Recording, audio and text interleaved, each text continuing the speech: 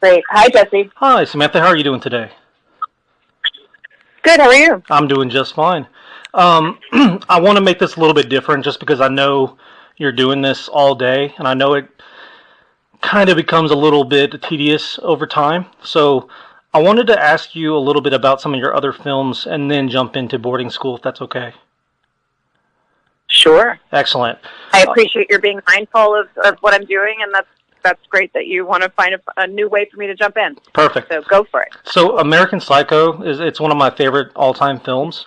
So I'm curious, from your perspective, being on the film, what did you ultimately think of the finished product? I was really proud to be a part of that movie. I thought that Mary Herron and Guinevere Turner adapted the screenplay really well. I thought that the filmmaking was kind of stunning. It was a curious experience for me as an actor that was the first time I acted in a genre I had lived through. So that was interesting. Gotcha. To be to realize that the 80s were in fact a period and that we were going to be going back and examining them. And so that was sort of surreal. But I was very proud of the movie, and I was just blown away by Christian Bale's performance.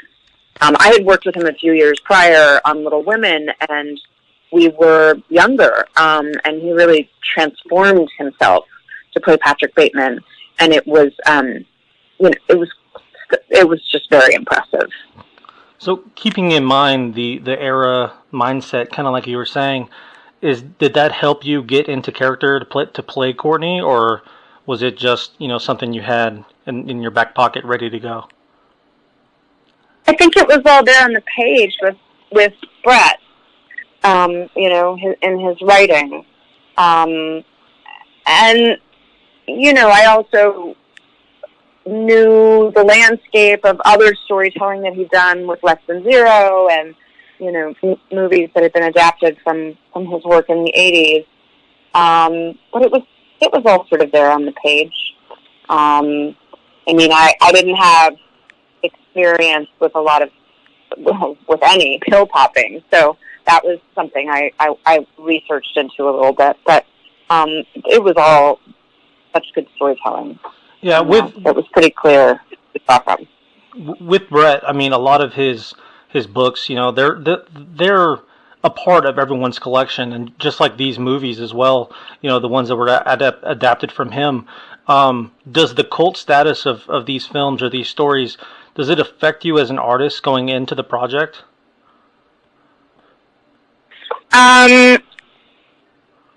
With that one, that would be a lot to take on. You certainly want to do right by people, but you can never make everyone happy when you're adapting a book. It's really virtually impossible because, of course, we all have our own experience reading a book and then having our own imagining and rendering of it in our mind's eye. So it's challenging. Ultimately, you have to make the movie, and let that be its own living, breathing thing. Yeah, I love that answer. Thank you. Jumping from that cult film to another cult film, Mario Brothers. I have to say, I can't believe I'm speaking to the Princess Daisy. It is I. I actually saw that in theaters, and I still love it. I'm the weirdo that owns the foreign Blu-ray release. Just because I loved it so much as a kid. I think in some of your other interviews you said that it's kind of niched its own path with this nostalgic, weird spot that it has. And I'm just curious, as it's so many years later, do you think the film deserves the flack that it received initially? I haven't seen it since it came out, so I can't speak to it. I know that the movie was a bit of a mess. And I think it's a bizarre pastiche of styles, and it was the biggest movie that was made that year. It was the most expensive movie that had ever been made at that point. So it was definitely under a microscope for that. It's random assemblage of actors. It's the first video game to be adapted into a feature film.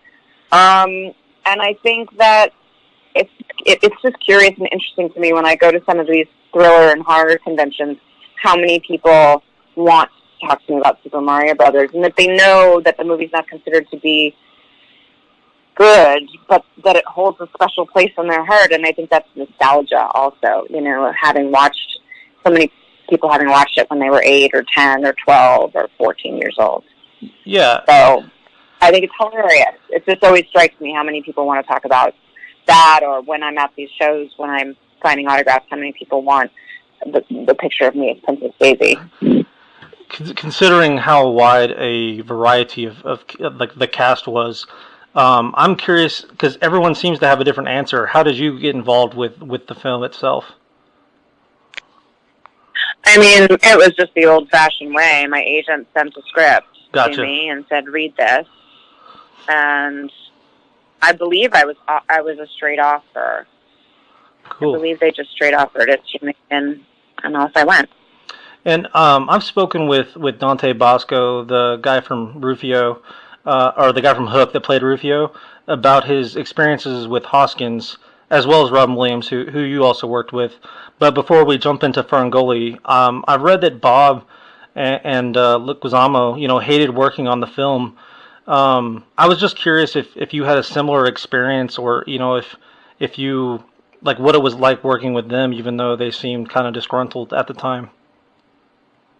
Well, Bob and John were lovely. I had a great time working with them. I mean, I think we were in a production that was a massive undertaking, and there was problems between the producers and the directors. Yeah.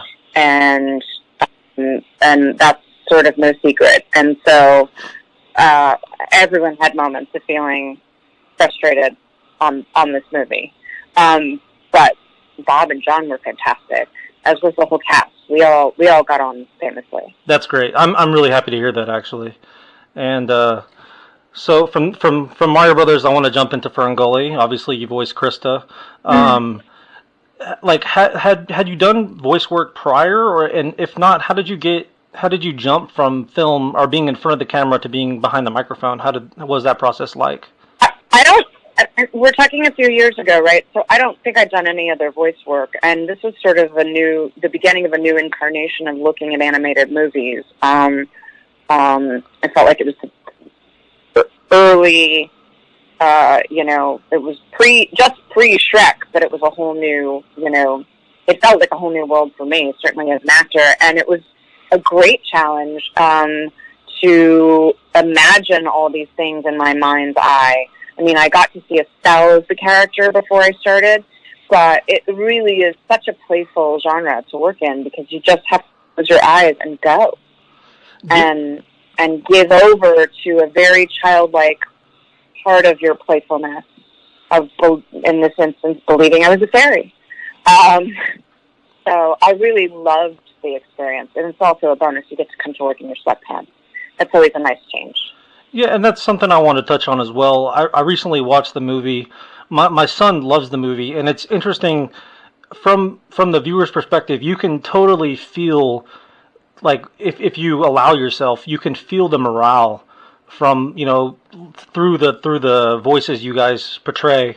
I was wondering if that was something you guys had in mind, or is just kind of happened that way. Oh, golly, I have no idea. We're talking about 25 years ago, yeah. right? True. I don't remember. I will say that I recently saw the documentary about Robin Williams on HBO, which was so moving and hilarious, and just brought back for me the experience I got to have of working with him on this. I had really already pre-recorded all of my work. Yeah. And had done a lot of that with the other actors in Los Angeles, but then went up to Lucasfilm with the directors and the producers to record Robin, and they asked me to come just so he had someone to work off of. But they really didn't need me to do my performance anymore. So I was there for him, and it was just extraordinary to watch him work. And, you know, he'd start with responding with a line on the page, and then he'd go into an improv, which is no surprise, for 10 minutes in character and just come up with this extraordinary stuff. And the agility of his mind and his brilliance, almost comedic savant, if you will, was just, it was amazing to behold. It was so perfect for his movies. He gave them so much to work with, and we just tried not to laugh and blow the takes because you know, the microphones were hot. So that was my biggest challenge on that movie, I think, was just not to screw up Robin Williams' take. Jumping from a horror film or a children's film to a horror film with children, what was it like working with Boaz, like dealing with this film? He's pretty acclaimed, and I'm just wondering what was different about working with him versus a lot of the other people you worked with.